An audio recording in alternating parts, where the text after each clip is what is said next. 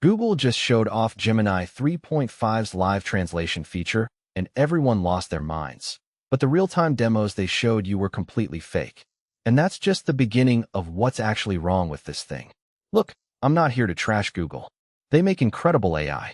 But when a company stages a demo, pre-records it, and then presents it as live in front of millions of people, that's not innovation.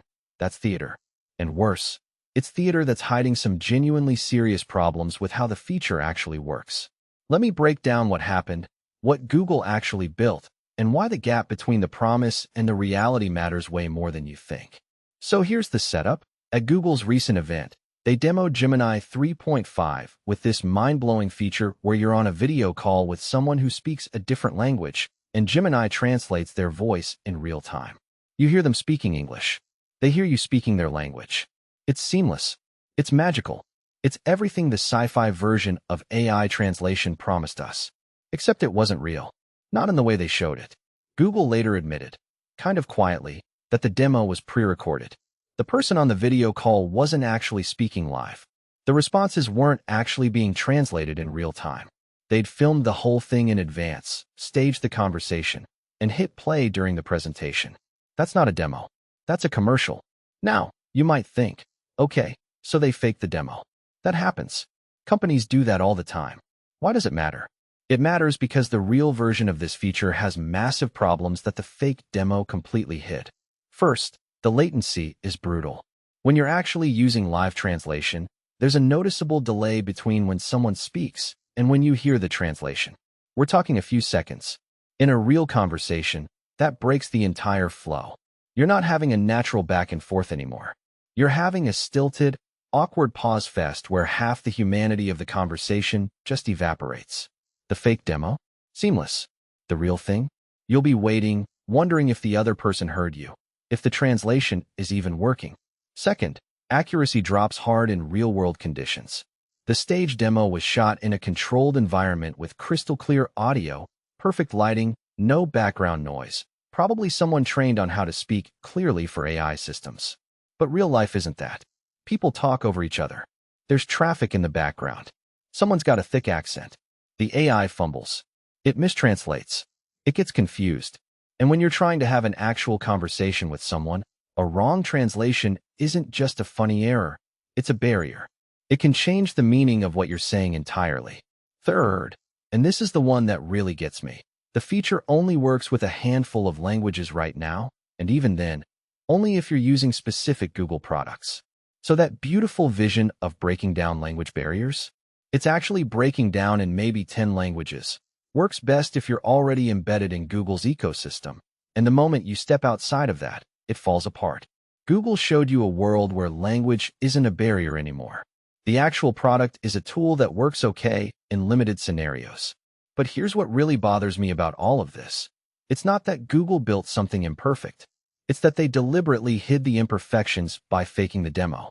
They showed you the version that lives in their lab, not the version that lives on your phone. And in doing that, they set expectations that reality can't meet. This is becoming a pattern. Every major AI company does this now. They stage these gorgeous, flawless demos where the AI is brilliant and fast and never makes mistakes.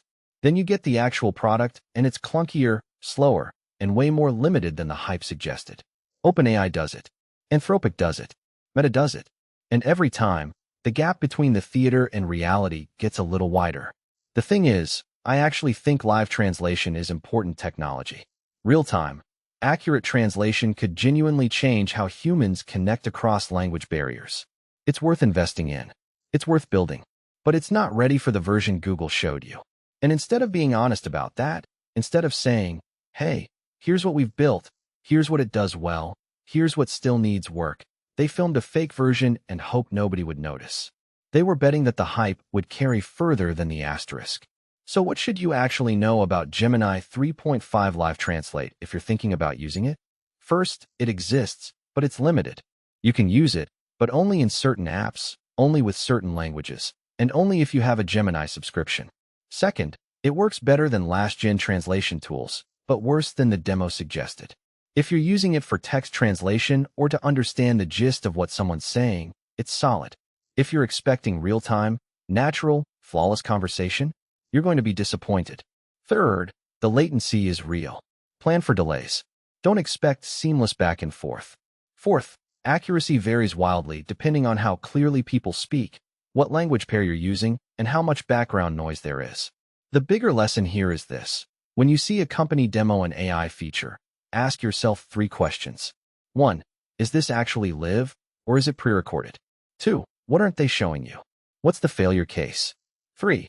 How close is this to what I'll actually experience when I use it? Because the gap between the demo and reality is where the actual story lives. Google's not evil for building imperfect technology. Every company does that. But they are being dishonest when they hide the imperfections behind theater. And we should call that out. Because the moment we stop expecting companies to be honest about what they've built, we start living in a world where marketing is indistinguishable from fact. And that's a world where nobody actually knows what's real anymore. If you want to actually stay sharp on this stuff, if you want to cut through the hype and understand what AI can actually do versus what companies are claiming it can do, subscribe. I break down one of these demos every few days, and I always ask the questions the marketing team doesn't want you to ask.